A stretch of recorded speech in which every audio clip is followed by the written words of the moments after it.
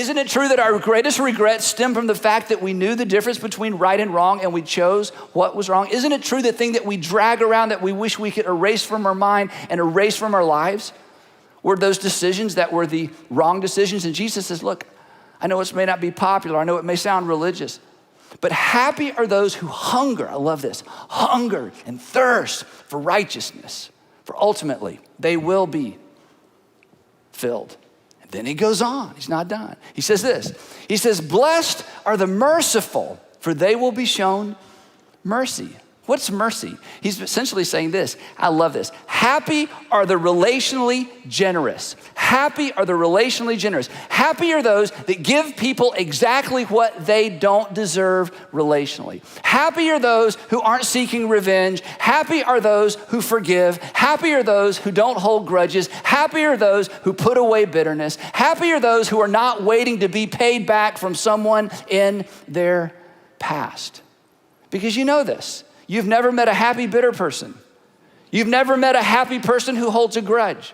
You've never met a happy person who's waiting to be paid back from some previous relationship. But what you have met are people who've been extraordinarily mistreated.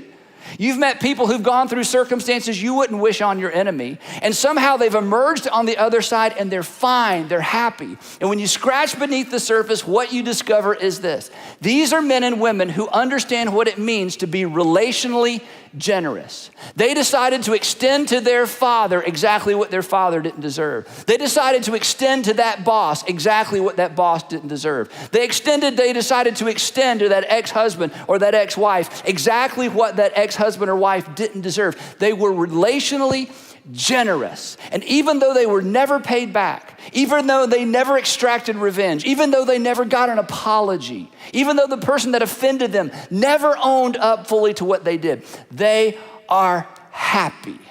And Jesus says, I understand this. Happy, blessed are the merciful, for they will receive mercy. Isn't that brilliant? I mean, isn't it somewhat intuitive? But isn't it something that we quickly forget? And then he goes on and he gets to my favorite one. And I think this is my favorite one because I think it's the one that doesn't get enough attention. It's sensitive. Anytime I try to talk about this in church or one-on-one with somebody, I feel like sometimes I cross a line and I offend people. And yet in this next statement, I think it's so big that if Jesus had just come to earth and said this one thing and died for our sins, it's enough for us to go on for a long, long time. Because in this next statement, Jesus essentially baits us in. He says, would you like to see God? Or would you like to see so clearly in life that you would recognize where God is at work in the world? Would you like to be able to recognize God's plan for your life? Would you like to recognize what God wants you to do in tough decisions, whether it has to do with relationships or money or your future or your career? Would you like to see clearly? Would you like to be able to see as clear as anyone can possibly see? Would you like to be able to look at circumstances and invitations and opportunities and see what leads to trouble and what leads you to a place where you will be able to avoid regret? Would you like to have that kind of clarity in life, to which all of us would say yes? And Jesus leans into his crowd and he leans into us. And he makes this incredible, incredible statement. He says, blessed are the pure in heart, for they will see God. I just think that's one of the most profound things in the entire New Testament, perhaps the entire scriptures. And I'll tell you why. Part of it is because of my experience as a pastor. Because I have talked to countless people who have said, and perhaps all of us to some extent would say this ourselves, people who would look back on their past, a previous relationship, a previous season in life, and they would say, Andy, I just don't know how I allowed myself to get in that. Why didn't I see it coming? How could I have been so stupid? How could I have been so naive? Why didn't I see it coming? Why didn't I, to use our word, why didn't I have the clarity I needed to stay out, to say no, to get up and leave, to walk away, to just stay away? What was going on? And as gently as I know how, I see, Jesus addressed this. Jesus has invited us to purity. In a culture that doesn't even use the word except when it talks about water. But other than water, the idea of purity and the idea of moral purity is so, not in vogue, it's not something anyone talks about. But Jesus says, I just want you to know, the clarity that you need for life is found in purity, moral purity, ethical purity, the decision to purify your mind, to look above and beyond, to decide, I don't have to experience everything in life to understand life. In fact, Jesus will say it's the opposite. If you would like to have clarity about life, if you want to have clarity about sin, stay away because purity leads to clarity. He says, blessed are the pure in heart, for they have the greatest chance of identifying and seeing the activity of God. See, for some of you right now, this is a real issue because you're trying to make a decision relationally, morally, ethically. And there's something in you that says, I'm missing out, I'm missing out, I'm missing out, I'm missing out. And Jesus would say to you, no. And if you will purify your mind, and if you will renew your mind, and if you will think my thoughts, the day will come when you will realize you weren't missing out. You'll have the clarity to see that following me leads to happiness. Blessed are the pure in heart, for they will see God. And let's face it, in our culture, this is difficult. No one's calling us to this. No one is reminding us of this. And so Jesus drops it in there, just a simple statement that was true then, and it's true today. Blessed are the pure in heart, for they will see God. That is a big idea. And he keeps going. He says this, blessed are the peacemakers, for they will be called children of God. Why? Because your heavenly Father wants to make peace with you. And when you make peace with other people, you're acting like your Father in heaven. So he says, blessed are the peacemakers, for they will be called children of God. Now, let me just turn it around and ask you this question. Do you know any happy troublemakers? I mean, Gina, when you think about the person that's always stirring it up in the office, always stirring it up in school, always stirring it up in the fraternity or sorority, they're just always making trouble. Do you consider these happy people? Do you know any happy troublemakers, the opposite of a peacemaker?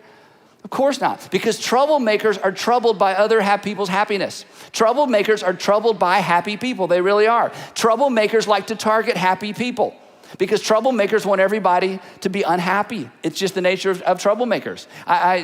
Years ago, I had the opportunity to interview Joyce Myers and her husband, Dave. And in this interview, Joyce talked about the fact that early on in their marriage, she was so extraordinarily unhappy, and it drove her crazy because her husband, Dave, was so happy.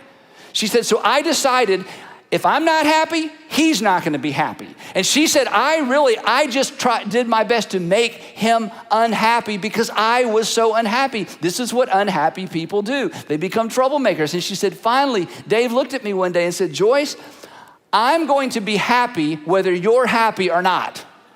And she said this was a turning point for her in her own thinking, in her own mind, especially as it related to her faith.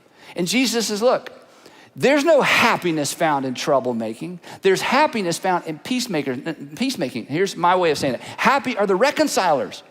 Happy are the people that are willing to walk into relationships that are broken or breaking, and those who make peace. Happy are the peacemakers. Happy are the reconcilers. Now, isn't that just true? I mean, when you think of happy people, aren't they reconcilers rather than troublemakers? How did Jesus know this? How did 2,000 years ago, why was he able to do such an extraordinary job dissecting happiness and inviting us into it? This is why whether you're a Christian or not, whether you take Jesus seriously or not, whether you believe he's the Son of God or not, you should read the words of Jesus, because Jesus was constantly inviting people who did not believe he was the Son of God to follow him anyway. And then he gets to the one that's like, okay, mercy, I got the, you blessed are the merciful, I can kind of go with, and the pure in heart, not sure I'm gonna do that, but it kind of makes sense because I look back at my life and I should have seen it coming, and now I can see it, and I wonder why I get that. But this next one is where we both put both feet on the brake. It's like, I just can't go there with Jesus. But I'm telling you, this may be the most brilliant one of all. Here's what Jesus said to wrap it up. He said, blessed are those who are persecuted because of righteousness, for theirs is the kingdom of heaven. To which we say, okay, see, this word and happiness, they do not go together. This word and blessed don't go together. If I'm being persecuted, if I lost my job, for doing the right thing, or I, failed a test because everybody else had the notes and I didn't get the notes and I didn't want to cheat and I failed the test and then my GPA goes down. I mean, there's no I'm blessed based on being persecuted. But here's what Jesus was getting at, and here's what becomes clear throughout the entire New Testament, and here's what we will all discover eventually in life. So let me go ahead and say it for you in case you haven't gotten there yet, and it's simply this. You are going to suffer in this life for doing right or for doing wrong. In this life, in your life, you are going to suffer for either doing the right thing or you're going to suffer for doing the wrong thing. But you can only be happy on one side of that equation. You can't be happy on the other.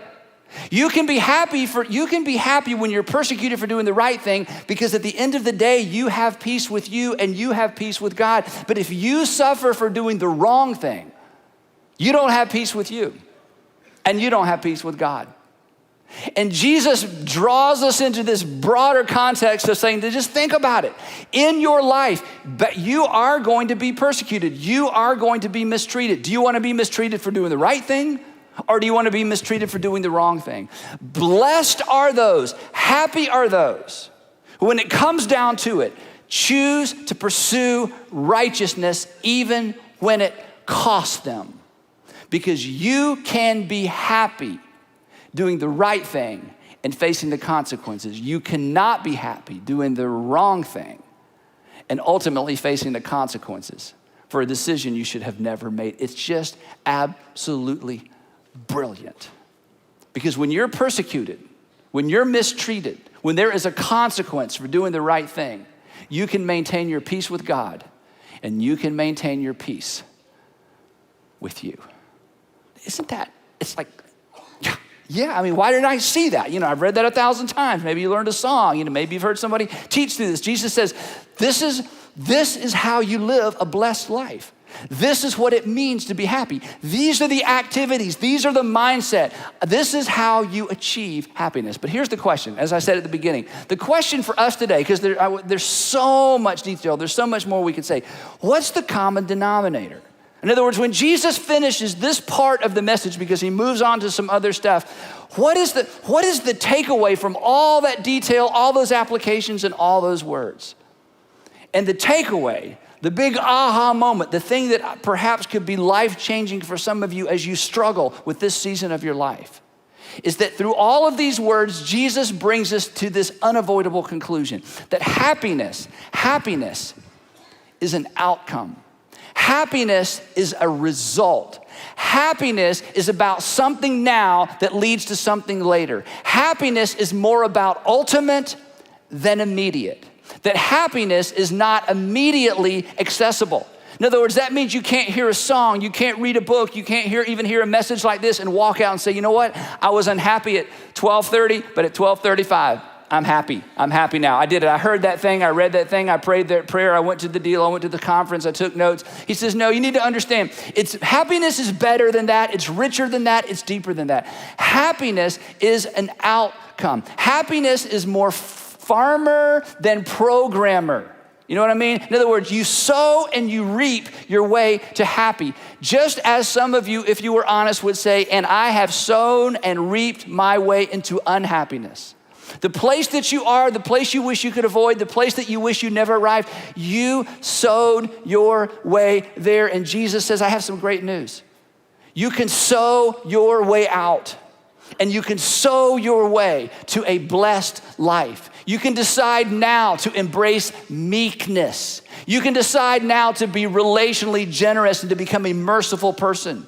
You can decide now that from now on, I'm not going to be a divider. I'm going to be a peacemaker, not a troublemaker. You can decide by God's grace from now on, even if it costs me, I want to be a person who hungers and thirsts for righteousness. I want to commit to doing the right thing. I'm going to become a reconciler, not a divider. And by God's grace, even if it means I got to get new roommates, even if it means I need to move, even if it means I need to cancel some subscriptions, I am going to pursue purity because I want to see God. Happiness is an outcome. It's a result. You sow and you reap your way there. This is why at the end of this incredible sermon, his most famous sermon, at the end of the sermon, Jesus gives us a little parable. In fact, if you grew up in church, you've heard this so many times before. In fact, if you grew up in the kind of church I did, you know a song about it. We won't break into song. At the end of this message, okay, because Jesus has covered so many things, so many different areas of life, even beyond what we've talked about. At the very end of the message, here's how he concludes this powerful, powerful teaching. He says this. He says, therefore, everyone who hears these words of mine, and they'd all heard, and puts them into practice. Not goes, oh, that was really good, I wrote that down. Not says, my mom really needs to hear this. Not who says, oh, that was convicting, or says, oh, I've never heard anything like that before. He says, anybody who hears what I just said and not just agrees with it, but puts it into practice is like a wise man who built his house on the rock, and this took some time. A brand new house built by a builder is not immediately accessible. It takes a while. And Jesus says the person who hears what I just said and decides from this day forward, from this point on, he says is like a person that began the process of building a house on solid rock. Nothing changed immediately, but something changed eventually. But then he says this, remember the flip side? But everyone who hears these words of mine and does not put them into practice, even if you agreed, even if you thought it was interesting, even if you knew somebody else who needed to hear this. He said, anyone who hears these words of mine and just walks away and doesn't put them into practice, you get no credit for hearing. You get no credit for listening. In our vernacular, you get no credit for being in church. And I know we love to call our parents and say, guess where I was today? I went to church, woohoo. God saw me there, I told my mom there, click. Jesus says, you're deceiving yourself. There is no benefit in hearing. There is no benefit in listening. There is only benefit in doing. Doing is what makes all the difference. And Jesus says, anyone who hears these words of mine and does not put them into practice is like a foolish man who built his house on sand, which took some time. There was no immediate return. There was no immediate consequence or outcome. But you know the rest of the parable. And eventually there was a storm. And at the end of the storm, the man whose house was built on the rock, his house was standing. The man who built his house on the sand had nothing but regret, nothing to show for it. Happiness, please don't ever forget this. Happiness is an outcome. Happiness is a result.